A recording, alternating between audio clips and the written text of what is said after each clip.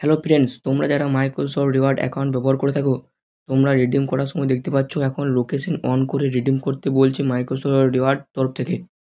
আর অনেক সবাই বলে যে লোকেশন অন করে মাইক্রোসফট রিওয়ার্ডস ইউজ করবে না। তোমরা যদি আনলিমিটেড অ্যাকাউন্ট কিনে আনলিমিটেড অ্যাকাউন্ট চালাও, তাহলে তোমাদের লোকেশন অফ করে রাখবে। তাছাড়া তোমাদের অ্যাকাউন্ট সাসপেন্ড হয়ে যেতে পারে। আমি কাল একটি অ্যাকাউন্টে লোকেশন অন করে রিডিম করেছিলাম, তারপরে লোকেশন অফ করে দিয়েছিলাম। তারপরে 24 ঘন্টার পর কিন্তু আমার গিফট কার্ডটা পেয়ে গেছি। তো তোমরা এইভাবেই রিওয়ার্ড রিডিম করতে পারো। যেখানে লোকেশন অন করতে বলছে ওখানে অ্যালাউ করে একবার রিফ্রেশ করো, তারপরে দেখতে পাবে ওখানে কনফার্ম অপশন চলে আসবে। তারপরে তুমি রিডিম করতে পারো। তারপরে কিভাবে আবার লোকেশনটি অফ করবে সেটা দেখো। লোকেশন ঠিকভাবে অফ করতে না পারলে কিন্তু তোমার অ্যাকাউন্ট সাসপেন্ড হয়ে যেতে পারে।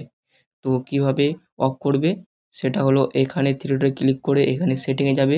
তারপরে এখানে এখানে এই সেটিংয়ে যাবে।